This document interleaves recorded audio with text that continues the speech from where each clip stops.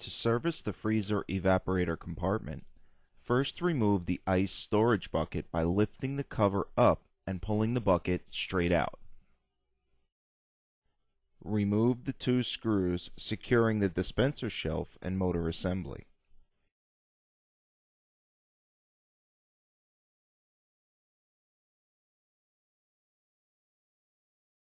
Slide the assembly forward and place it on a lower shelf momentarily.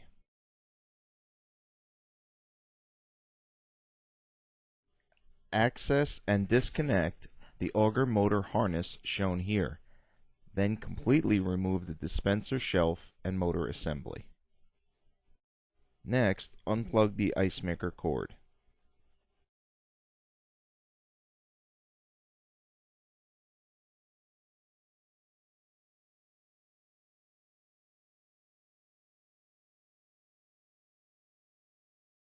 Now remove the two screws securing the ice maker to the left freezer wall.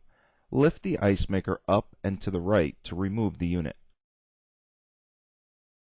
The ice maker fill tube must now be removed as well. Note its orientation for reinstallation and then slide it off of the spout. 4 screws securing the ceiling panel need to be removed next. There is sufficient clearance to remove this panel without disturbing the ice maker mounting bracket. Pull the ceiling panel down and out from its right front corner to accomplish this. Remove the 2 screws indicated here securing the rear panel.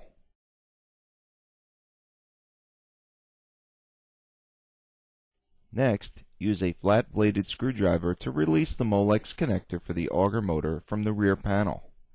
This will allow the wires to slip past the slotted hole in the rear cover.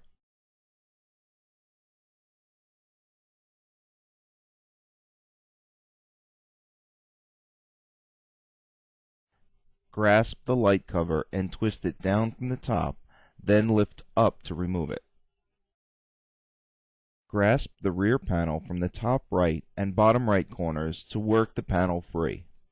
Use care as the freezer thermistor and wiring is attached to the underside of the rear panel.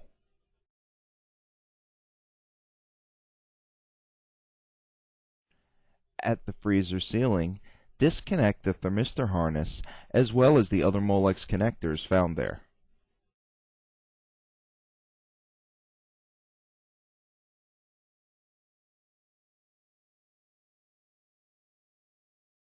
Grasp the air tower at its sides with both hands and work it downward to remove it.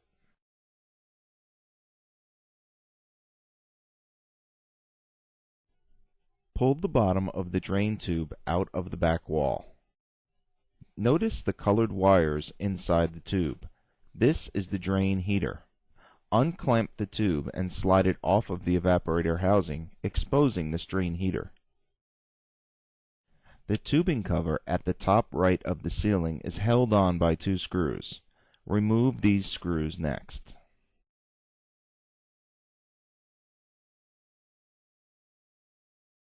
Some resistance may be encountered while removing this cover. It is merely due to sealants inadvertently coming in contact with the cover during assembly. Remove the 2 screws securing the wiring cover to the left rear wall of the freezer. Disconnect the Molex plugs found under this cover.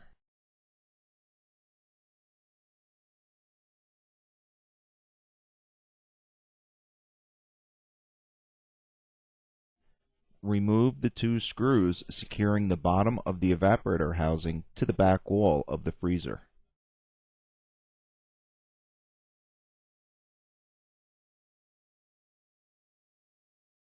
Grasp the housing at the bottom firmly and pull downward to remove it.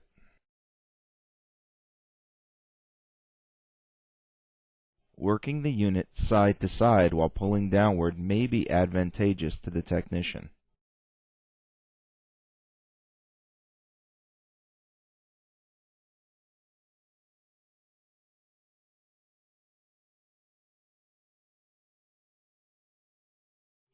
Fabricate a double J-hook to hang the unit from the upper cabinet frame, as seen here.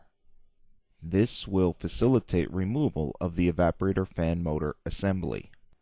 Remove the 4 screws securing the fan motor to the evaporator housing. This split view from underneath the evaporator illustrates the 4 screws to remove. Bracing the unit with one hand may simplify screw removal.